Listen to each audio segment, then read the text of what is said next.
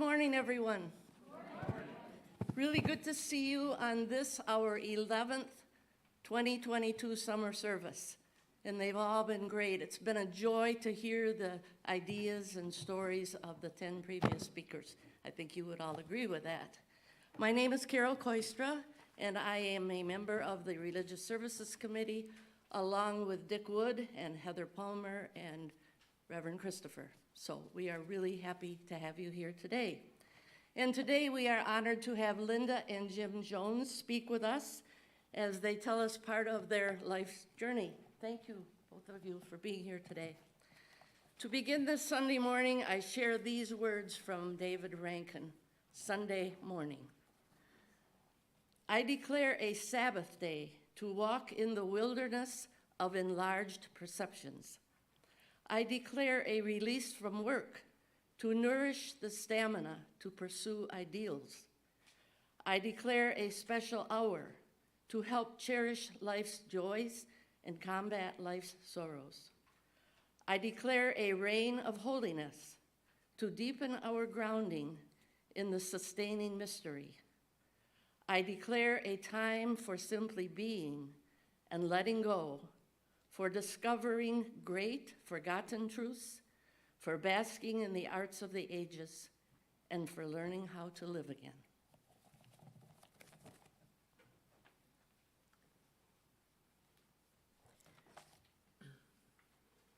Margie, I liked your opening piece. I like the slow boat to Saturn. That's how I feel on this co-op journey. Slow boat to Saturn. If you can get out your hymnals and turn to page 567, we're going to read this Marge Piercy poem together, responsively, that's the word.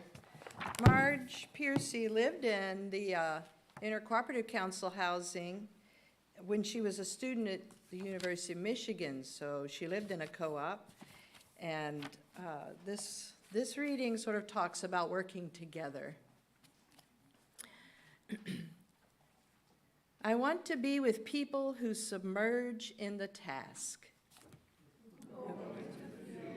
to harvest and work in a row and pass the bags along, who stand in the line and haul in their places, who are not parlor generals and field deserters, but move in a common rhythm when the food must come in or the fire be put out. The work of the world is common as mud. Botched, it smears the hands, crumbles to dust. But the thing worth doing well done has a shape that satisfies, clean and evident. Greek amphoras for wine or oil, Hopi vases that held corn are put in museums, but you know they were made to be used. The pitcher cries for water to carry and a person for work that is real. Come on in, folks. Now we're going to sing together hymn 121, We'll Build a Land. And stand as you're able. We'll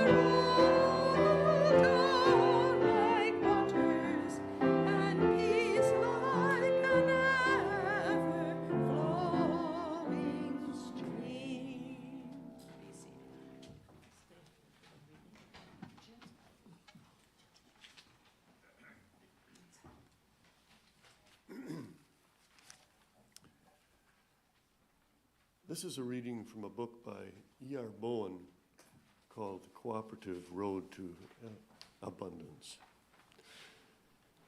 And I have to explain that the person he's quoting, Toyohiko Kagawa, was a Christian priest, a Christian minister in the Presbyterian domination in Japan, a pacifist during World War II, who lived in the slums of Tokyo and organized labor unions and many, many cooperatives.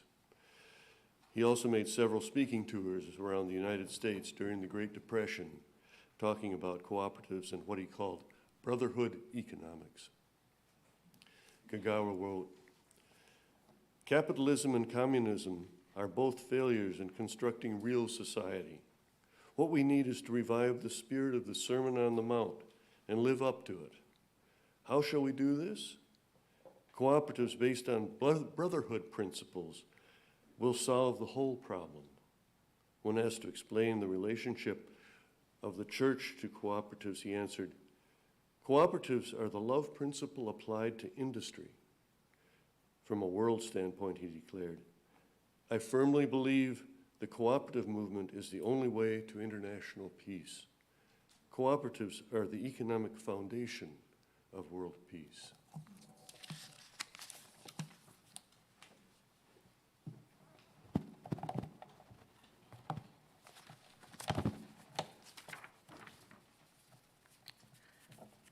I invite you into a time of prayer with the words, once again, of David Rankin.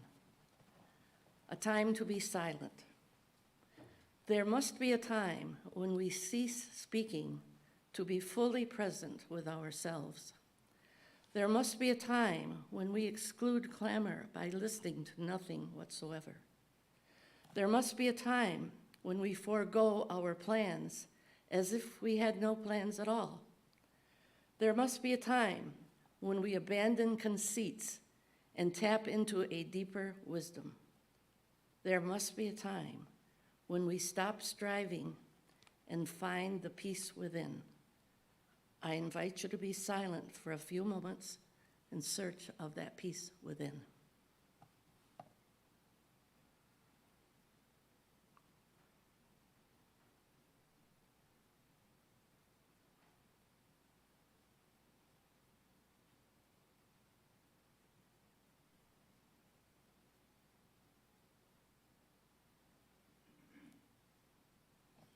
Amen.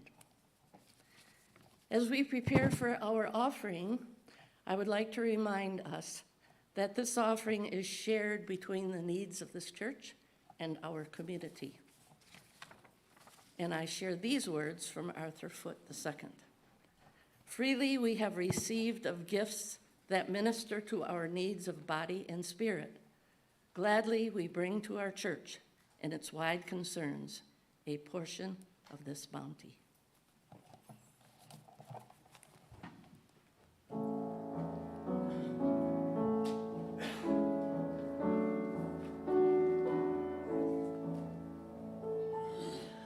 I came on 2 buses and a train. Can you imagine that? Can you imagine that? 2 buses and a train. Would you believe this is the first I've traveled?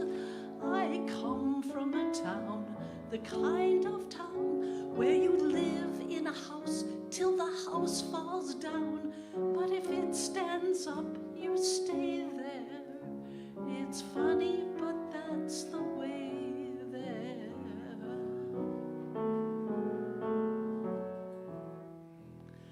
I came from the town of Mira, beyond the bridges of St. Clair. I guess you've never heard of Mira. It's very small, but still it's there. They have the very greenest trees and skies as bright as flame. But what I liked the best in Mira is everybody knew my name. Can you imagine that? imagine that everybody knew my name? A room that's strange is never cozy. A place that's strange is never sweet. I want to have a chair that knows me and walk a street that knows my feet. I'm very far from Mira now, and there's no turning back. I have to find a place, I've got to find a place where everything can be the same. A street that I can know and places I can go where everybody knows my name. Can you imagine that? Can you imagine that? Everybody knew my name.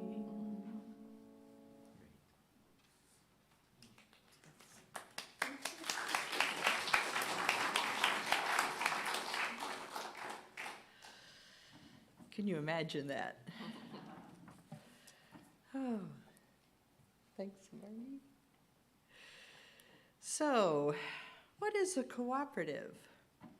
This is from the International Cooperative, Alliance?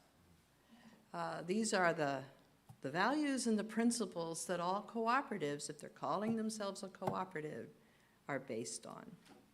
Cooperatives are businesses owned and run by and for their members.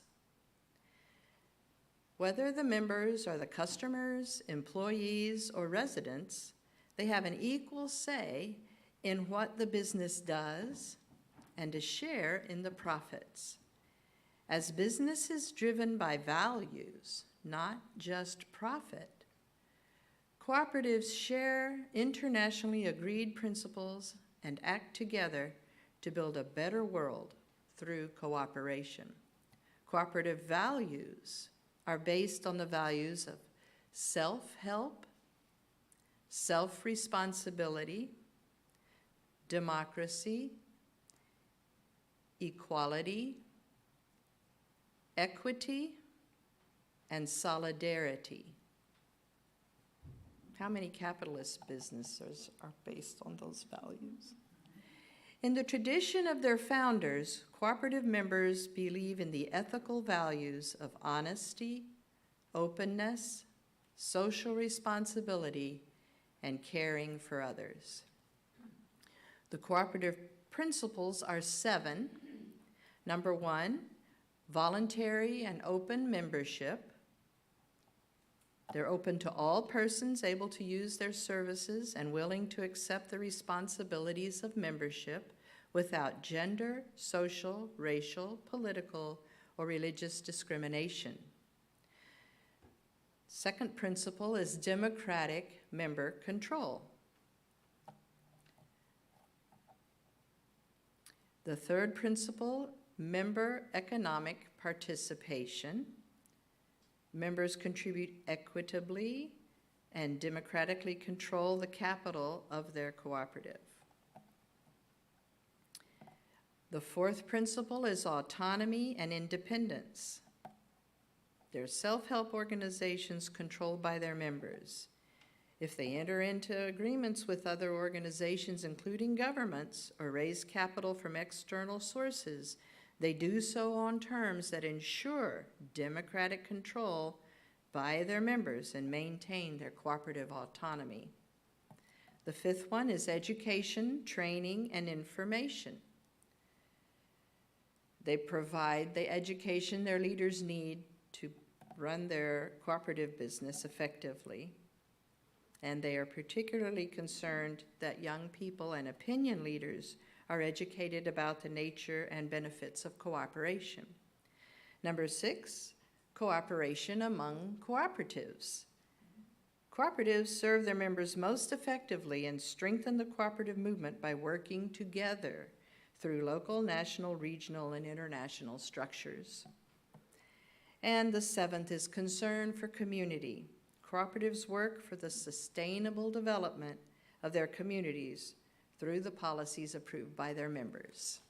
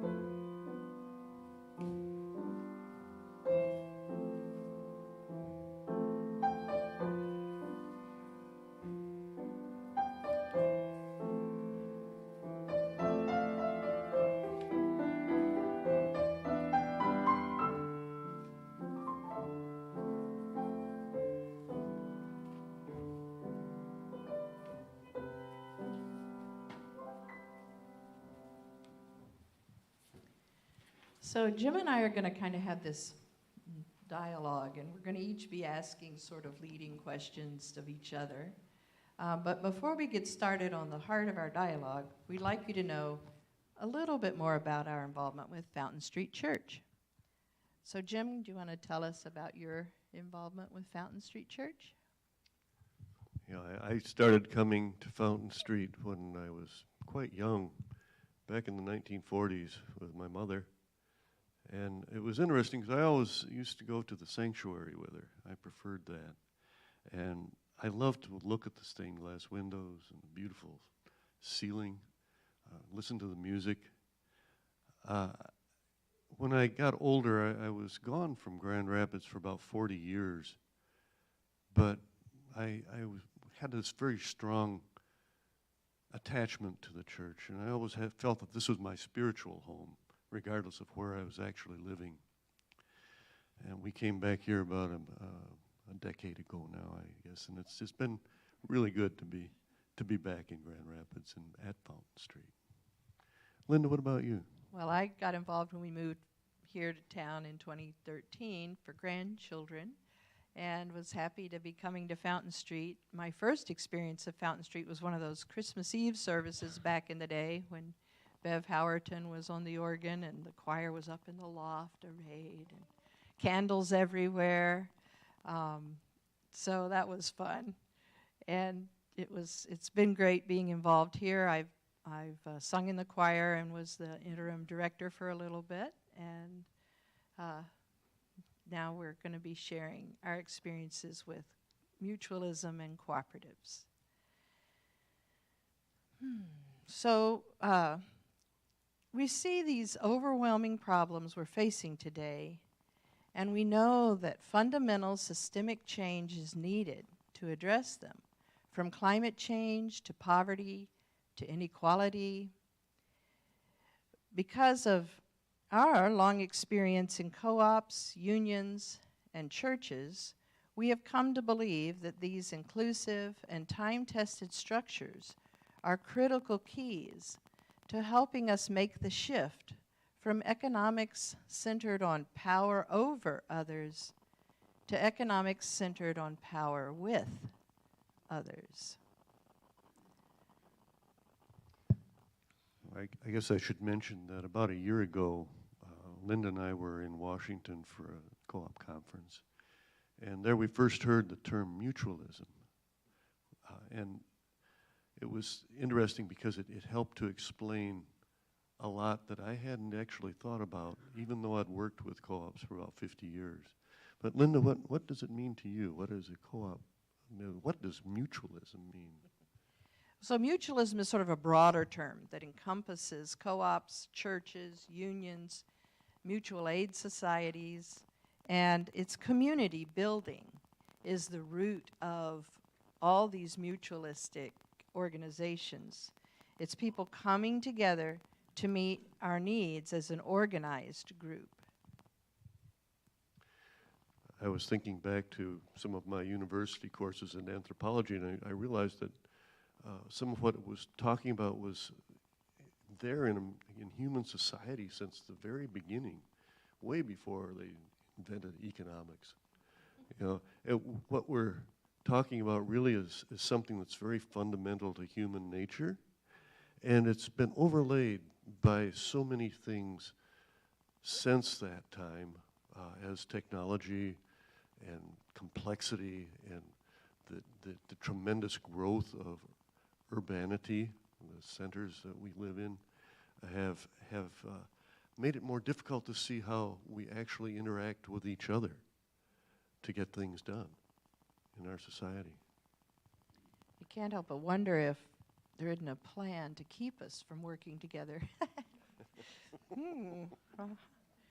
Okay, let's see. So what does mutualism have to do with these three areas of our lives, the social, the political, and the economic? Well, I think in the social sphere, it's a little bit easier to talk about this because actually I think the church is a great example in the social sphere of how mutualism works. People have come together, and Fountain Street is a beautiful example of this because of its independence. You can see how it's just us chickens that are really getting together to provide ourselves with what we need to sustain our interpersonal growth and spiritual well-being. But there are other areas, like clubs. Most clubs are run on what we think of as cooperative principles. You try to get a consensus or a group agreement on what you're going to do and how you're going to do it. It isn't anybody that's, telling you what to do in a club. It's something that you organize with others. And, there are mutual aid associations that are like this as well. And in the political sphere, it's even something that we've had more practice in some respects because we live in a democratic society that's been this way since the 1700s. And we may not do it perfectly, but we go together in our local communities as well as in the national scene to try and figure out how we will be governed, and that is an expression of mutualism. And so in the economic sphere, we see cooperatives are a prime example of people coming together to meet a need that they perceive isn't being met. And any time that power is shared with all affected, rather than power over to dominate, that's a mutualistic economic organization. Capitalism and communism are much better at establishing ways for some to have power over others. And the book that Jim read from, the whole book is talking about how through cooperatives we can bring democracy into the economic sphere. We haven't made that shift yet as a society. The economics are still power over, even though we try and govern ourselves through power with. Well, there really have been some attempts to do that, and some are more effective than others. Some are incomplete. What would be an example that you could think of a more incomplete response to that? Well, I kind of center on charitable nonprofits. I wish I could remember the quote that something about that's what rich people do to, does anybody remember it? Something about anyway, it gets them off the hook, I gave to the charitable thing, so I'm a good person. Jim calls it noblesse oblige. But if you think about it, the charity is deciding how they're going to solve the people's problems that they're addressing, rather than giving power to those people to figure out how they themselves could solve that problem. If they were serious, they'd form a co-op and let those people have the vote and decision making on how to improve their lives. And Jim, what is an experience of another one that's sort of mutualistic, but it doesn't shift the power structure? That would be a good example would be the unions, labor unions that have been formed. And they're a form of mutualism, but they try to influence and modify the behavior of the normal economic system they don't, in most cases, have enough power to really interact with it to the point where they can control the forces that act on the working group that they represent. I have to mention, just to follow up on what Linda said, I hope you'll indulge me for a second, Linda. I was in Africa studying the co-ops that were being developed there by the Cooperative League of the USA through some aid programs. And I sat down in an airplane next to one of the local people this was in, it might have been Kenya. And she started talking to me about how it was important to have someone teach you how to fish rather than giving you a fish. And of course, we know this old saying from many places, and it's almost a trite expression now. But I heard it several times in Africa where they were actually experiencing this and saying what they needed. And this, I think that is really going to the heart of people understanding the way that interactions can benefit them. Well, yeah, that they are trained to be fisher people rather than just receiving a fish when they need it, or even not receiving a fish when they need it. So we're a little bit of history on mutualism and cooperative development. A very little bit. Jim loves history, and I have to remind him that we've got 10 more minutes, so. So what are some times in the past when cooperatives and mutualism have surged? And why did they surge then? Well, I will be brief. The first cooperatives that we use the principles based on the way that they started came about in the mid-1800s when the Industrial Revolution was really going strong. And I know that many of you have read Charles Dickens. If you think about his writings, that was at the exact time when this first cooperative in Rochdale, England in 1844 was started. And I should say that it was more than just a store. They sold candles and flour and this sort of thing. But their aims were much greater than that. They really wanted to find a way that the common person could get some control over their economic lives. And they were looking at having land where people could farm, owning the industries that produced the goods, having housing for people. And I visited a couple streets in England where they built rows of houses for the people that were members. And they were all to be run democratically by the members of the cooperative. And then in the Depression, that loss of income really brought people together to form co-ops, and the government in the New Deal had lots of strong loan programs for those cooperatives to be started, sort of seed money, startup money for them. And there were food co-ops were started, student housing co-ops started, farmer co-ops, rural electrics, and credit unions. And then, Jim, you want to talk about your era? My era?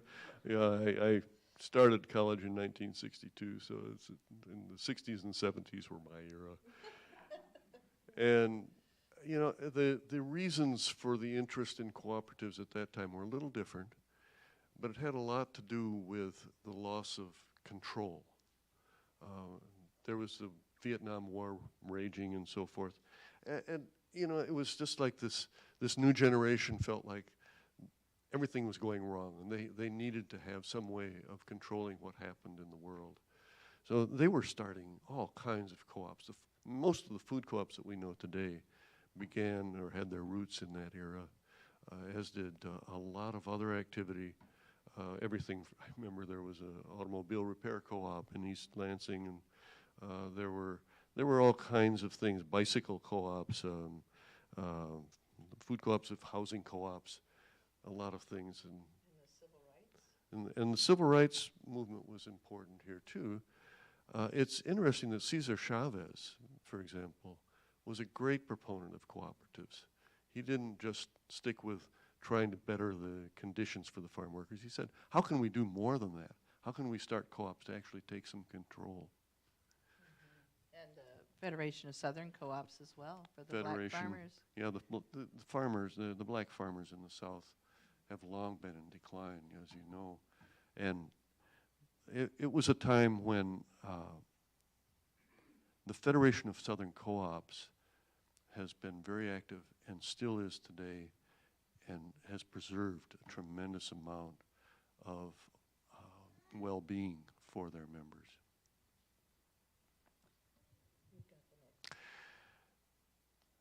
I think now things are still happening, are starting to be strengthened again. What's happening now that you see? I was. Oh, sorry.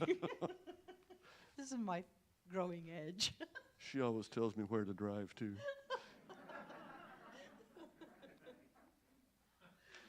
Okay, so what's happening now?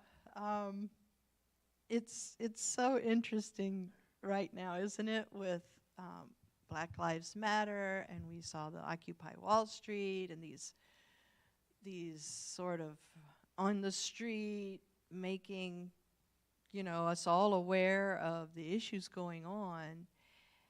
And what I see is, yes, and how is that going to sustain over time? Where is the organizational structure to keep that going? And I see, and I think my husband Jim does too, and many other people, and many in this congregation see that the cooperative business model and democratic decision-making around how our money is spent, how we build these businesses, is the key to sustaining these movements for change.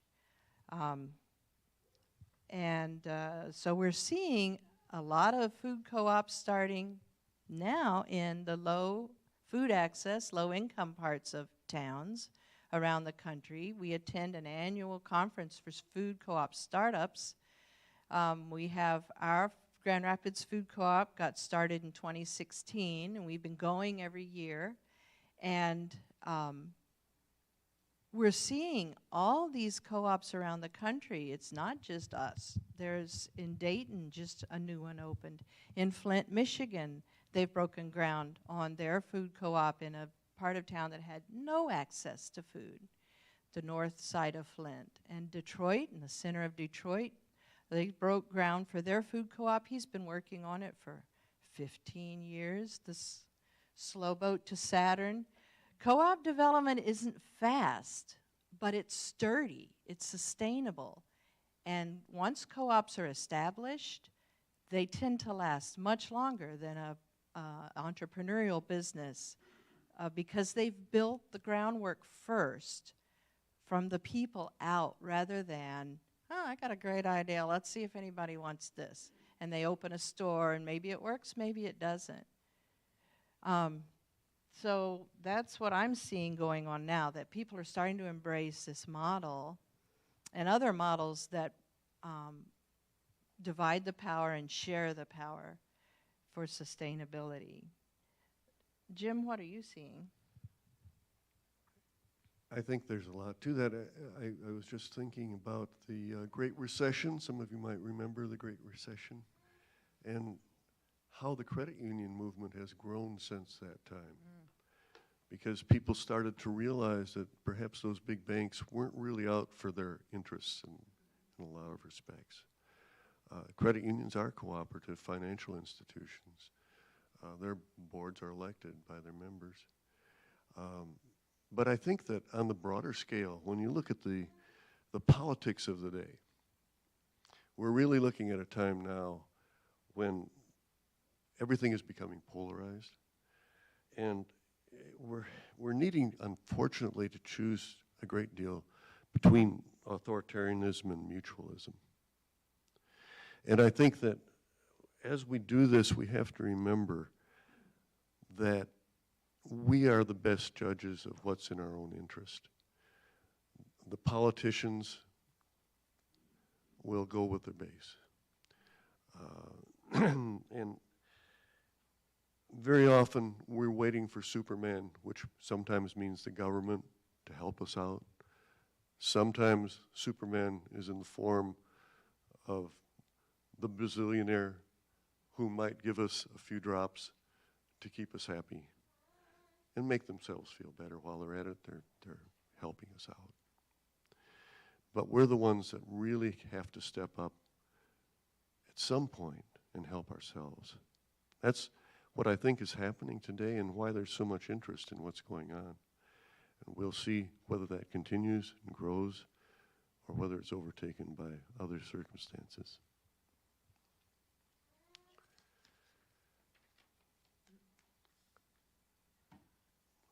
Linda, she does need to tell me where. See, now he needs to tell me what to do.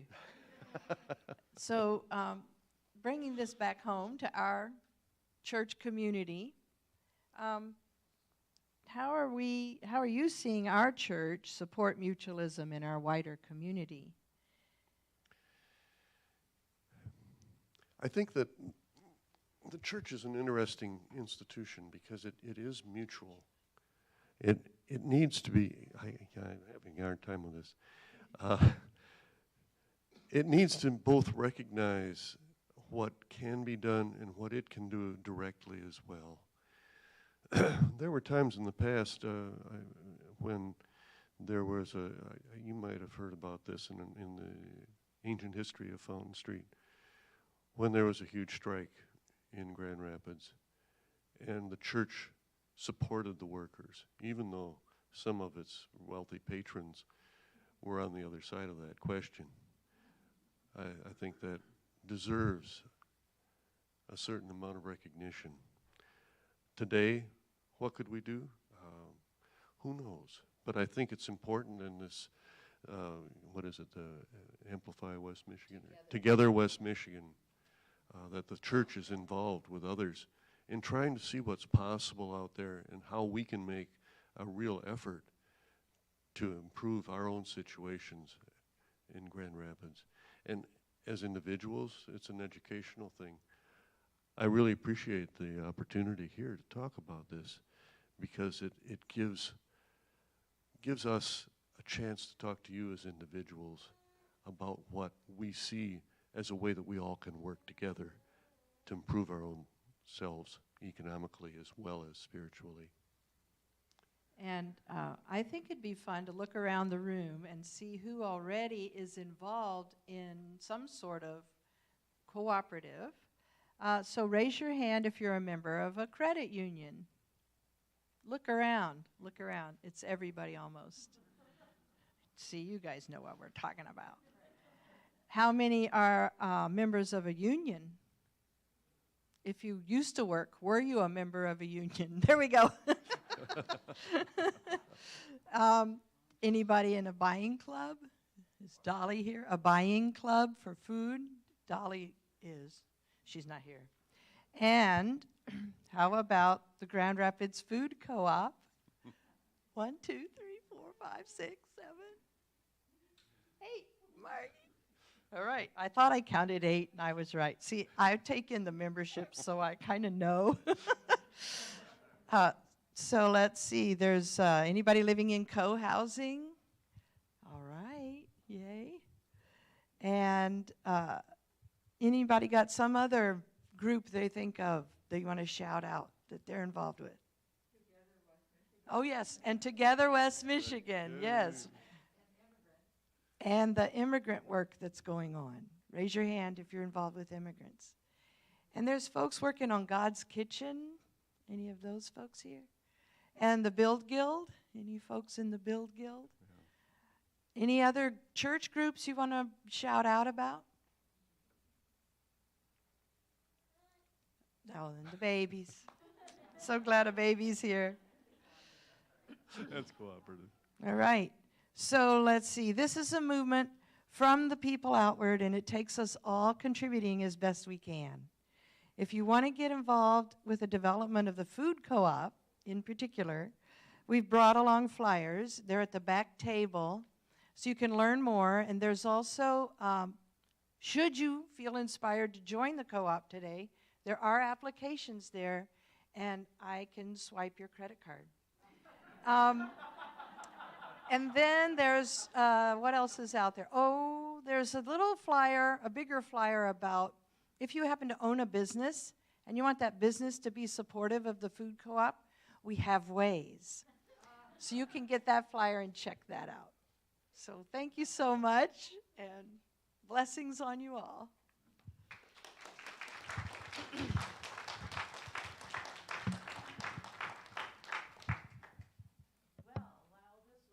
Uplifting and informative.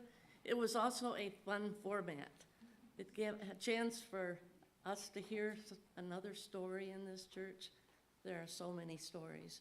But a special thank you to you, Linda, and to Jim for today. And now, Linda, would you lead us in our sending hymn, please? Sure. Where is the hymn? Oh, here it is. And what number is it? 128? I think it's 128.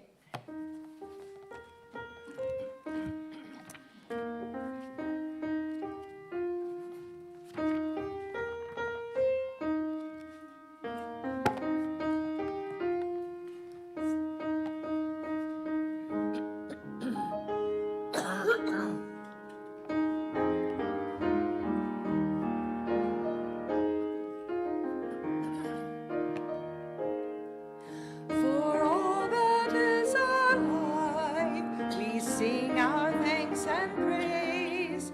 For all life is a gift which we are called to use to build the common good.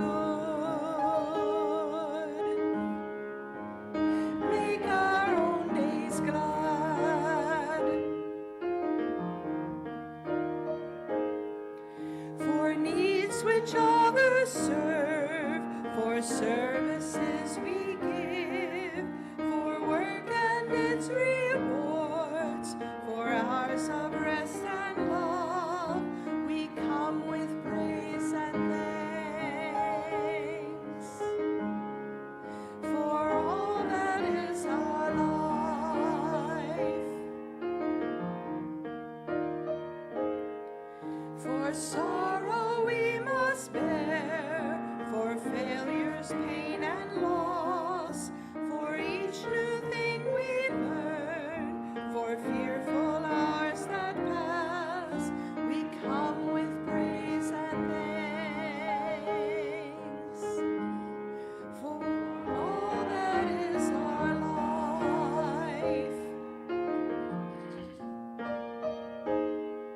for all that is our life, we sing our thanks and praise. For all life is a gift which we are called to use to build the common good and make our own days glad.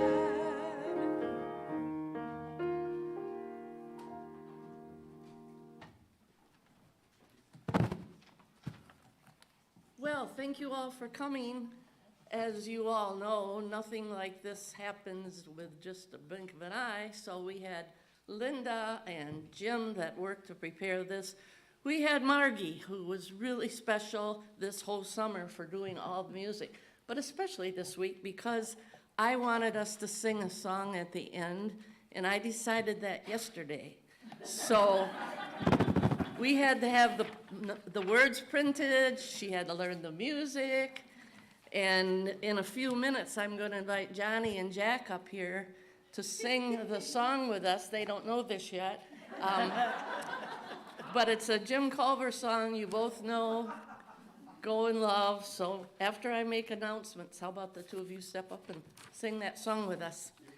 So then there are so many other people. Cliff, who's been standing in the back all morning because this is a little complicated. It's not the normal. And we have the ushers, and we have Dick wherever he is. We have Jamie and his crew, and Jamie's especially important today because Melissa's gone. So, so many people, and then all of you for coming. So thank you all for coming. I have 3 announcements. The one is this: the Senior Minister Search Committee invites you to give your input through a survey.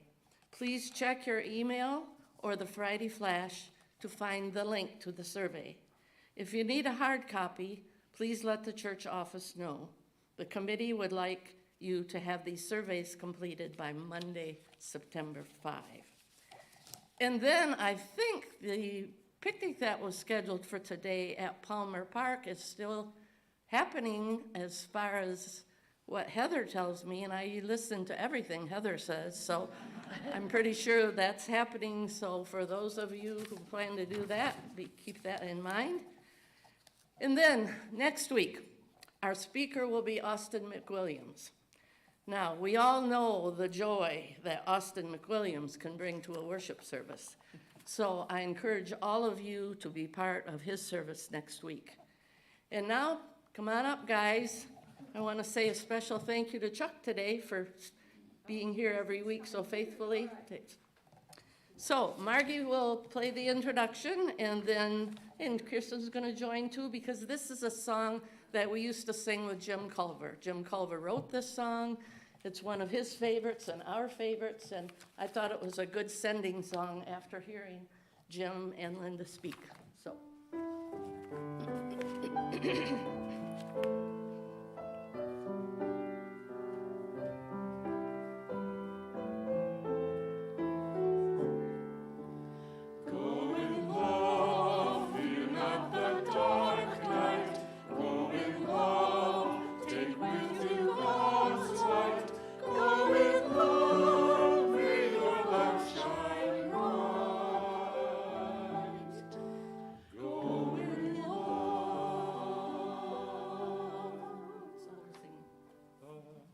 There is a great verse that goes with it.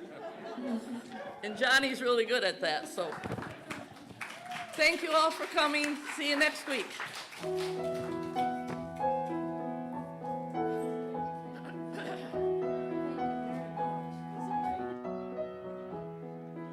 Inch by inch, row by row, gonna make this garden grow. All it takes is a rake and a hoe and a piece of fertile ground. Inch by inch, row by row, someone bless the seeds I sow. Someone warm them from below till the rain comes tumbling down.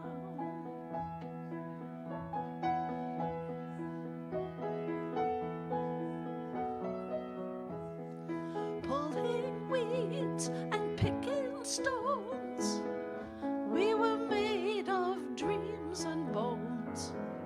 Feel the need to grow my own, 'cause the time is close at hand. Grain for grain, sun and rain, find my way in nature's chain. To my body and my brain, to the music from the land.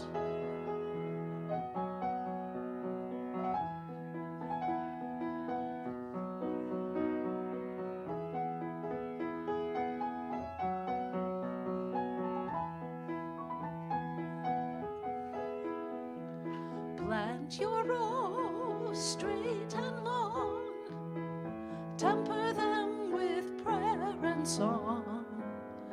Mother Earth will make you strong if you give her love and care. Old crow watching hungrily from his perch in yonder tree. In my garden I'm as free as that feathered beak up there.